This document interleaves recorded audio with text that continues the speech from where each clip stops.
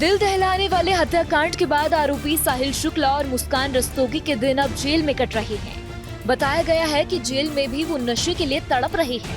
वो खाना भी नहीं खा पा रहे हैं। वहीं जेल प्रशासन ने नशा छुड़वाने के लिए दवाइयों और काउंसलिंग का सहारा लिया है। Senior jail superintendent Viresh Raj Sharma ने बताया कि उन्हें अलग अलग बैरक में रखा गया है। उन्होंने कहा है कि मुस्कान का परिवार केस लड़ने को तैयार नहीं है। ऐसे में सरकारी वकील के लिए कोर्ट को पत्र भेजा गया है। उन्होंने बताया कि 3 दिन पहले साहिल और मुस्कान को जेल में लाया गया था। आते ही वो कहने लगे कि उन्हें पास की बैरक में रखा जाए। हालांकि साफ तौर पर बता दिया गया था कि जेल में जो व्यवस्था है उसके मुताबिक पुरुष और महिला बैरक का कोई कांटेक्ट नहीं होता है। ऐसे में दोनों को अलग अलग रखा गया है। उन्होंने कहा कि उन लोगों को जेल का सिस्टम पता नहीं था। महिला और पुरुष के बैरक आधा किलोमीटर दूर है। उन्हें समझा दिया गया है तो वो मान गए। उन्होंने कहा कि वो ड्रग की डिमांड तो नहीं कर रहे थे। हालांकि डॉक्टर्स ने जानकारी दी है कि वो नशा करते हैं। जो लोग ज्यादा समय से ये नशा ले रहे होते हैं उन्हें दवाई दी जाती है। धीरे धीरे उसमें सुधार हो रहा है। 10 से 15 दिन में उनकी नशे की आदत भी छूट जाएगी।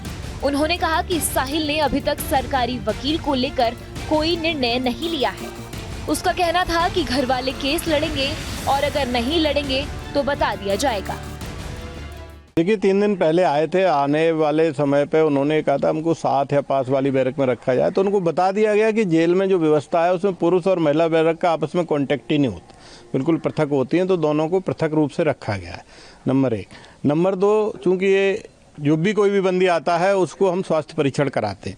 स्वास्थ्य परीक्षण के तहत पाया गया कि नशे के आदी हैं, जैसा कि आप लोगों ने भी बताया नशे के आदी हैं, तो डॉक्टर से उनका स्वास्थ्य परीक्षण कराया गया। जो नशे के विड्रॉल सिम्टम्स होते हैं, कारागार में नशा किसी भी तरह से प्राप्त नहीं हो सकता। जो भी विड्रॉल सिम्टम उसकी दवाई दी जा रही है।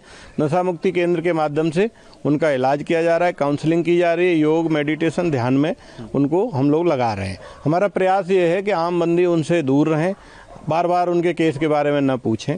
कल जो मुस्कान महिला बंदी है उसने मुझसे मिलने की इच्छा जाहिर की थी, तो मैंने उसको बुलाया, तो उसने कहा कि मेरे घर वाले मुझसे नाराज़ हैं, मुझसे केस मेरा नहीं लड़ेंगे, मेरा केस वो नहीं लड़ेंगे, अतः मुझे एक सरकारी वकील दिलाया जाए। इसी के तहत एक प्रार्थना पत्र लेकर के हम लोग माननीय न्यायालय को भेज रहे हैं, क्योंकि बंदी का ये अधिकार होता है।